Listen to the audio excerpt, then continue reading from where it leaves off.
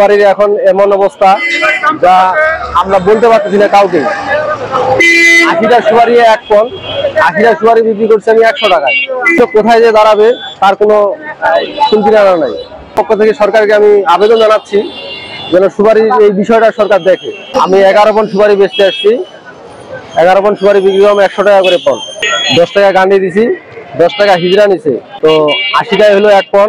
এই ৮০টা সুপারি বিক্রি করছি ১০০ টাকায়, তার মাঝে পড়লো আমাকে এখন ৮০ টাকা ৮০টা সুপারি। তো ১ টাকা পিস সুপারি বিক্রি করলাম। আমরা কৃষক, আমরা কোথায় যেয়ে দাঁড়াবো? সরকারের কাছে আমাদের আবেদন যেন আমাদের বিষয়টা সরকার দেখে। আমি ২ পণ সুপারি আনছি, আমরা ২১০ টাকা বেচছি। এখন বর্তমানে ২১০ টাকা আমার ৪০ টাকা ভাড়া চলে গেল। এখন আমার ১৭০ টাকা টিকলো। এর মধ্যে আমি এই কি বাজার খরচ করব আর কি করব না করব, আমার এইভাবে কি আর সংসার যাবে? এখন কি করবো? আর কৃষকের চতুর্দিকে নস, কৃষকের সবসময় এটা দেখতেছি নজই হবে, আর কিছু না হইতেছে না। দেশ বানাইছে স্মার্ট সিস্টেম বলো নাই। আমি একজন সুপারি চাষি। তো এবারে সুপারির যে অবস্থা, এতই দাম কম, যেটাতে আমরা সাধারণত যে কৃষকরা আসলে সাংঘাতিক ভাবে ক্ষতিগ্রস্ত হবো। আসলে এই বাজার থাকলে প্রচন্ড ভাবে ক্ষতিগ্রস্ত হবে কৃষকরা। তো সুপারি বাজারটা যদি আরো বাড়ে যায় তাহলে কৃষকরা আসলে অনেক উপকৃত হবেন। আর এইবারেই প্রথম আমার মনে হয়, আমি দীর্ঘদিন থেকে আসলে সুপারি চাষ করে আসছি, কিন্তু এবারে সুপারি চাষ করে আমি মনে করি প্রত্যেকটা কৃষকই ক্ষতিগ্রস্ত হয়েছে। তো আমি আশা করি আগামী দিনগুলোতে এই সুপারি বাজারটা নিয়ে হয়তো উদ্যোগন কর্তৃপক্ষ যতটুকু পারা যায় এটা কৃষকদের সহায়তা করবেন, আমি এটুকুই আশা করি, সর্বাত্মক আশা করি। বড় সুপারি ১৪ পণে আমার বিক্রি হইল ২৩৭০ টাকা, ঠিক আছে। আর ছোট সুপারির দাম পাইলাম ৮ পণে ৮০০ টাকা। আর গত বছরকার তুলনায় ৮ পণ সুপারি আমার ২৪০০ টাকা, ৩০০ করে। আর ওই সুপারিটা সাধারণ দাম ধরলো ৫০০ করে, ৭০০০ টাকা ১৪ পণ সুপারি।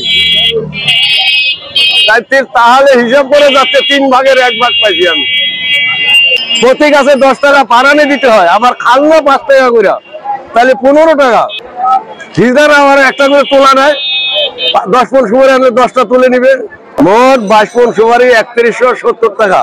বড় একদম মাথি আর কিছু ছোট সাইজের মিডিয়ামে মিলাইয়া ২২ পণ সুপারি ৩১৭০ টাকা বিক্রি করলাম। এইখান থেকে ২৫০ টাকা আমাকে পারানি খরচ দিতে হবে, টাকাটা এখনো দেই নাই। আবার রিক্সা ভাড়া দিছি ৪০ টাকা খালি। হ্যাঁ, ২৫০ আর ৪০ ১৯০। আমার খরচা বাদ দেন, আমি এখন চা খাইতে গেলে ২০-৩০ টাকা লাগবে। আর যদি মেহমান হয়, একজন মহাজন পাইকার ব্যাপারী বসে, কত খিলাইতে হয়। কি খিলাই না নাকি? চলো চলো, একটা মানবতা আছে তো, আমাদের থাকুক না থাকুক আবদার তো রাখতে হয়। ব্যবসায়ী আমরা সুপারি কিনতেছি, কিন্তু আসলে কিছুদিন ঈদের আগে আমরা ঢাকা থেকে একটা পার্টি নিয়েছিলাম কোলেস্টোরের, সেখানে আমরা ১ গাড়ি মাল দিয়েছিলাম। সেদিন একটু বাজার উদ্ধতম হয়েছিল, ক্রমান্বয়ে এখন বাইরের পার্টি না আসাতে এখন বাজার একটু কম।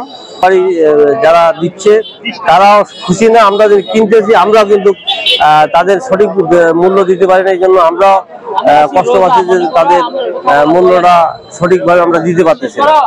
আশা রাখি আগামী হয়তো কয়েকদিনের মধ্যে সুপারি বাজার একটু বাড়তি হতে পারে।